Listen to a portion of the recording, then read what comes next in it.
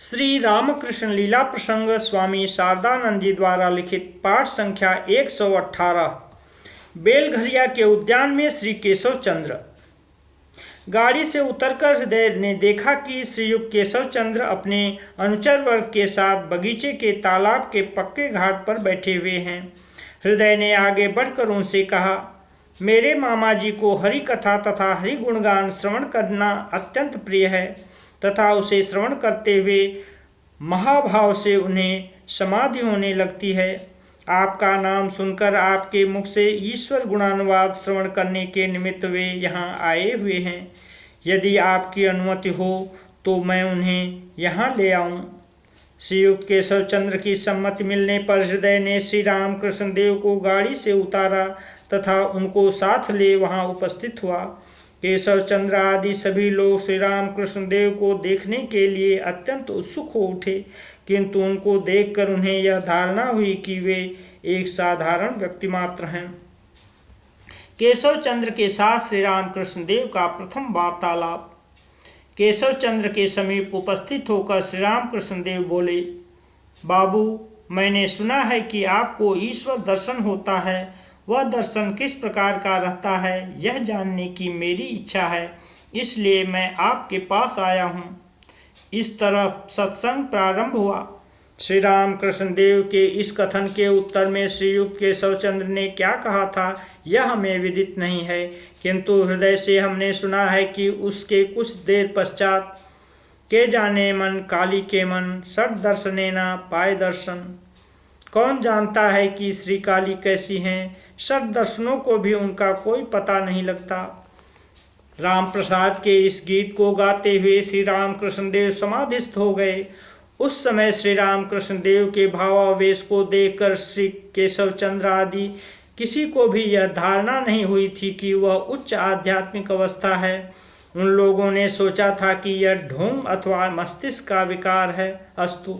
श्री रामकृष्ण देव की बाह्य चेतना लाने के निमित्त हृदय उनके कान में प्रणव का उच्चारण करने लगे और उनसे सुनते सुनते उनका मुखमंडल मधुर हास्य तथा हास्य से उज्ज्वल हो उठा। इस तरह अर्धबाह्य अवस्था को प्राप्त कर गंभीर आध्यात्मिक विषयों को साधारण दृष्टांतों के सहारे श्री रामकृष्ण देव इस प्रकार सरल भाषा में समझाने लगे कि सब लोग मुग्ध हो उनके मुख की ओर देखने लगे। क्रमशः स्नान तथा भोजन का समय व्यतीत होकर उपासना का समय आया, किंतु इसका भी किसी को अनुभव नहीं हुआ। श्री रामकृष्ण देव ने उन लोगों की ऐसी स्थिति को देखकर उस समय कहा था, गायों के झुंड में और किसी जानवर के आ जाने पर वे जैसे उसे सींग से खदेड़ने को दौड़ती हैं, किंतु एक गाय के आने पर उसके शरीर को चाटती रहती हैं। आज हम लोगों की भी ठीक वैसी दशा हुई है। तदनंतर उन्होंने केशव चंद्र को संबोधित कर कहा था, तुम्हारी पूंछ झड़ गई है।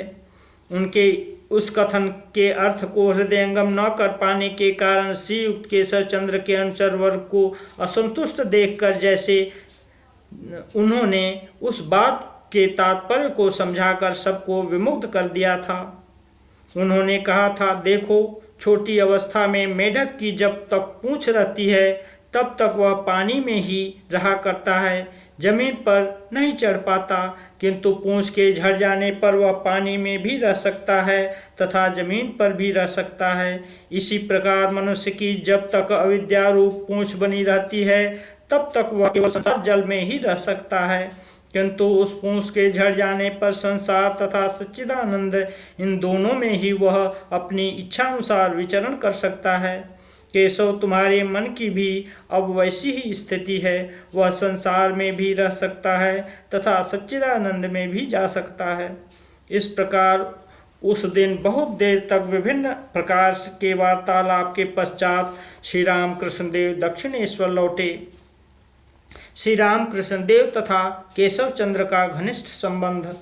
श्री राम कृष्ण देव के दर्शन प्राप्त करने के अनंतर श्रीयुक्त केशव चंद्र का हृदय उनके प्रति इतना आकृष्ट हुआ था कि तब से श्री राम कृष्ण देव के पुनीत दर्शन प्राप्त कर कृतार्थ होने के निमित्त प्राय वे दक्षिणेश्वर मंदिर में उपस्थित होते थे तथा कभी कभी उन्हें कलकत्ता स्थित कमल कुटीर नामक अपने भवन में ले जाकर उनके दिव्य संग को प्राप्त कर अपने को धन्य तथा गौरवशाली समझते थे। श्री राम कृष्ण देव तथा केशव चंद्र का संबंध क्रमशः इतना गहरा हो गया था कि 2-4 दिन तक परस्पर भेंट न होने पर दोनों ही के अंदर अत्यंत अभाव का अनुभव होता था। उस समय या तो श्री राम कृष्ण देव कलकत्ते में उनके पास आ जाते थे अथवा श्रीयुक्त केशव चंद्र दक्षिणेश्वर आते थे। इसके अतिरिक्त प्रतिवर्ष ब्राह्म समाज के उत्सव के समय श्री राम कृष्ण देव के समीप आकर अथवा श्री राम कृष्ण देव को ले जाकर उनके साथ ईश्वर चर्चा में एक दिन व्यतीत करना श्रीयुक्त केशव चंद्र की दृष्टि में उस उत्सव का एक अंग बन चुका था। उस समय अनेक बार जहाज में बैठकर कीर्तन करते हुए अपने साथियों को लेकर वे दक्षिणेश्वर में आते थे और फिर श्री राम कृष्ण देव को जहाज में चढ़ाकर उनके अमृतमय उपदेशों को श्रवण करते हुए प्रायः गंगा जी में विचरण किया करते थे।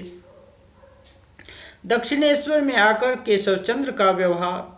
दक्षिणेश्वर में आते समय शास्त्रीय प्रथा के अनुसार श्रीयुक्त केशव चंद्र कभी खाली हाथ नहीं आते थे। अपने साथ कुछ फल मूल लाकर श्री राम कृष्ण देव के सम्मुख रख देते थे तथा अनुगत शिष्य की भांति उनके चरणों के समीप बैठकर वार्तालाप किया करते थे। एक बार परिहास करते हुए श्री राम कृष्ण देव ने उनसे कहा था, केशव, भाषण के द्वारा लोगों को तुम मुग्ध करते रहते हो, मुझे भी कुछ सुनाओ। यह सुनकर श्रीयुक्त केशव चंद्र ने अत्यंत विनम्रता के साथ उत्तर दिया था, मान्यवर, लोहार की दुकान पर मैं सुई बेचना नहीं चाहता। आप कहते जाइए, मैं सुनता हूँ। आपके श्रीमुख से निकली हुई 2-4 बातें लोगों के समक्ष कहने से वे मुग्ध हो जाते हैं। श्री राम कृष्ण देव के द्वारा केशव चंद्र को ब्रह्म तथा ब्रह्म शक्ति का अभेदत्व एवं भागवत भक्त भगवान ये तीनों एक या एक ही तीन हैं समझाना। श्री राम कृष्ण देव ने एक दिन दक्षिणेश्वर में केशव चंद्र को यह समझाया था कि ब्रह्म के अस्तित्व को स्वीकार करने पर उसके साथ ही साथ ब्रह्म शक्ति के अस्तित्व को भी मानना पड़ता है एवं ब्रह्म तथा ब्रह्म शक्ति सर्वदा अभिन्न रूप से अवस्थित हैं। श्रीयुक्त केशव चंद्र सेन ने श्री राम कृष्ण देव के उस कथन को स्वीकार किया था। तदनंतर श्री राम कृष्ण देव ने उनसे यह बात कहा था कि ब्रह्म तथा ब्रह्म शक्ति के संबंध की बात भांति भागवत भक्त तथा भगवान ये तीनों अभिन्न या नित्य युक्त हैं, अर्थात भागवत भक्त तथा भगवान ये तीनों एक या एक ही तीन हैं। केशव ने उनकी इस बात को समझकर भी उसे स्वीकार किया था। इसके बाद श्री राम कृष्ण देव ने उनसे कहा था, अब मैं तुम्हें इस बात को समझाना चाहता हूँ कि गुरु, कृष्ण और वैष्णव ये तीनों एक या एक ही तीन हैं। यह सुनकर केशव ने पता नहीं क्या सोचकर अत्यंत विनयपूर्वक यह उत्तर दिया था, महाराज, आपने पहले जो कुछ कहा है उससे आगे अभी मेरी बुद्धि दौड़ नहीं पा रही है, अतः इस प्रसंग की चर्चा इस समय रहने दीजिए। तब श्री राम कृष्ण देव ने भी यह कहा था, अच्छी बात है, अभी यहीं तक रहने दिया जाए। इस तरह पाश्चात्य भाव में पुष्ट श्रीयुक्त केशव चंद्र को श्री राम कृष्ण देव के द्रव्य संग के प्रभाव से अपने जीवन में विशेष आलोक प्राप्त हुआ था तथा क्रमशः वैदिक धर्म के सार रहस्य को अनुभव कर वे साधना में निमग्न हुए थे। श्री राम कृष्ण देव के साथ परिचित होने के पश्चात उनका धर्म मत दिनों दिन परिवर्तित होने के कारण यह बात विशेष रूप से हृदयंगम होती है।